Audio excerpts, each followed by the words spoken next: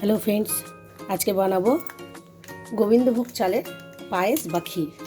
तार जोन्नो आमी एरकम 1 लिटार दूध निये निलाम। काउ मिल्कटा निচ্ছি आमी আমুলের, আপনারা যে কোনো দুধে বানাতে পারেন।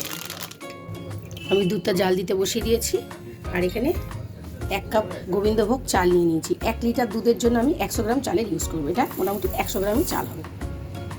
এবার আমি চালটাকে ভালো করে ধুয়ে নেব। চালটা ধুয়ে নিয়েছি, ওর মধ্যে 1 চামচ ঘি একটু মাখিয়ে রেখে দেবো চালটাকে। আর দুধটা না ফোটা পর্যন্ত আমি চালটা কিন্তু দেবো না। দুধটা ফুটে উঠলে ভালো করে তারপর চালটাকে আমি দিয়ে দেবো।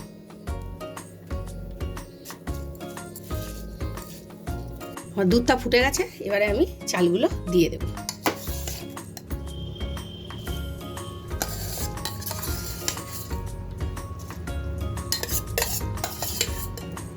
আমি এই দুধের মধ্যেই কিন্তু চালটা দিয়ে সম্পূর্ণটা ফোটাবো। আমি কোনো জল দিয়ে কিন্তু করবো না, সম্পূর্ণ পায়েসটাই একদম দুধে দিয়ে বানাবো।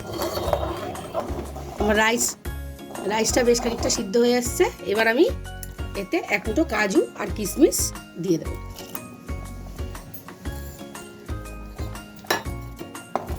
আর সঙ্গে গোটা 4 এলাচ আমি গুঁড়ো করে নিয়েছি, এটা দিয়ে দেবো। এবার আমি এতে 200 গ্রাম মতো মিছরি দিয়ে দেবো। মিছরিটা আমি চিনি দিয়ে করব না, মিছরি দিয়ে করব। সাদা মিছরি যেগুলো আছে ওইগুলো দিয়ে দিলাম। এই মিছরিটা দিয়ে করলে পায়েসটা কিন্তু সুন্দর হয়। আর আপনারা যদি পায়েসের মধ্যে রেড কালার ব্রাউন কালার আনতে চান তাহলে একটু বাতাসা দিয়ে দেবেন। বাতাসা দিলে কিন্তু কালারটা ভালো হয়, কিন্তু আমি কালার দেওয়া বাতাসা পছন্দ করি না, তাই আমি মিছরি দিয়েই বানাবো।